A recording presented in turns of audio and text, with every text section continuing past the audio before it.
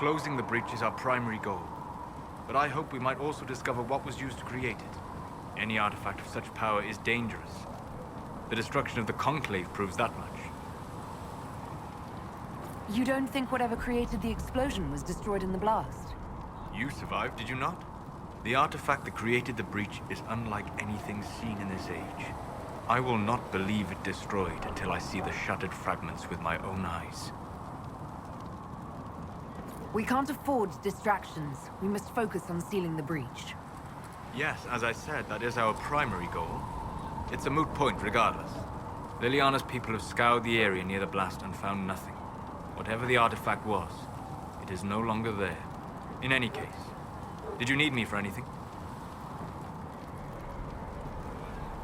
I'd be interested in hearing your opinions on Elven culture. I thought you would be more interested in sharing your opinions of Elven culture. You are Dalish, are you not? My people come from the elves who refused to surrender when humans broke their treaty and destroyed the Dales. Your keeper was not wrong about that, at least.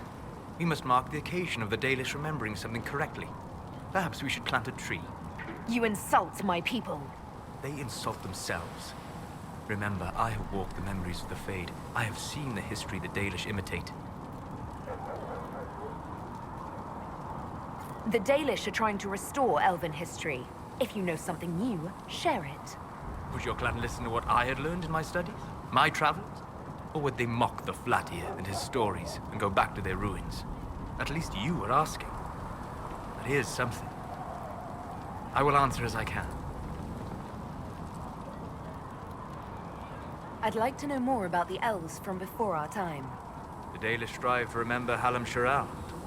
But Hallam Sharal was merely a fumbling attempt to recreate a forgotten land. Arlathan. Elvanan was the Empire, and Arlathan its greatest city. Place of magic and beauty, lost to time. You've studied ancient elves. What else do you know of Arlathan? We hear stories of them living in trees, and imagine wooden ramps or Dalish aeravels. Imagine instead spires of crystal twining through the branches, palaces floating among the clouds. Imagine beings who lived forever, for whom magic was as natural as breathing. That is what was lost. Are all Dalish elves like my clan? No. Your clan was unique in having enough interest in human affairs to send you to spy upon the Divine's meeting. As your clans have been separate for so long, they have all changed, adapting to the lands in which they live. Some are no more than bandits. Others trade freely with humans. And some have disappeared entirely into the forests.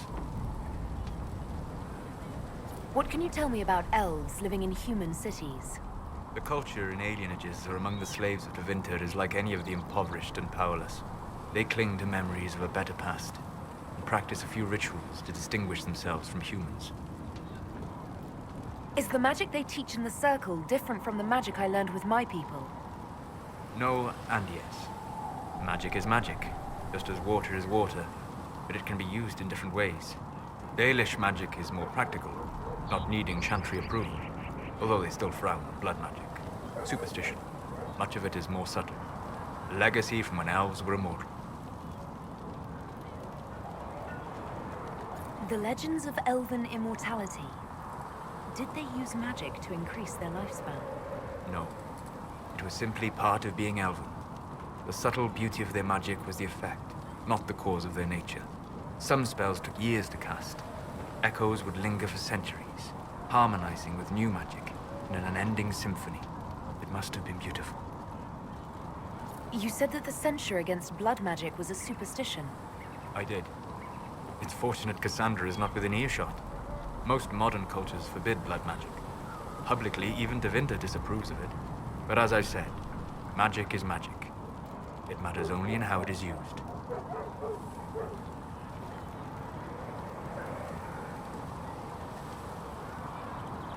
To be honest, I don't see it as different from any other magic. It's a means to an end. Indeed. The problem is that under the Chantry, blood magic is forbidden, so only criminals practice it. While in Tevinter, magisters compete with each other instead of keeping their volatile friends in check. They always succeed through power, so they have never had the chance to learn another way. We'll talk later. Goodbye.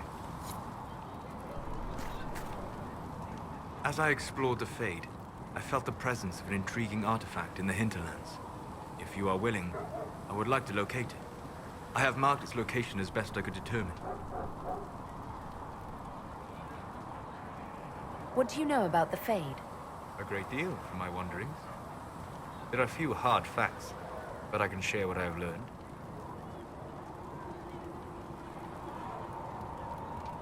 I'd like to know more about the breach.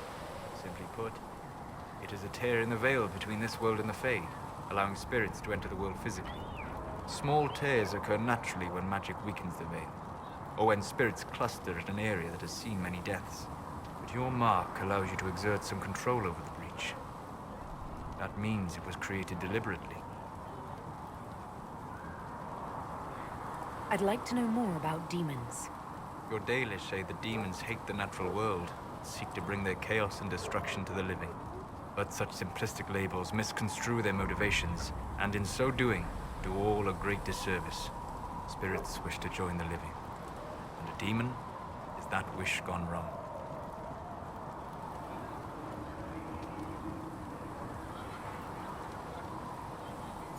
I doubt those things pouring out of the breach wanted to join the living. Eat, maybe. Of course demons are destructive. This world is illicit and unnatural for them. They fight to gain entrance, and when the rules of this world do not mirror theirs, they lash out. Tragic, but not evil. I'd like to know more about the Veil. Circle mages call it a barrier between this world and the Fade. But according to my studies in ancient elven lore, that is a vast oversimplification. Without it, imagine if spirits entered freely. The Fade was not a place one went, but a state of nature like the wind.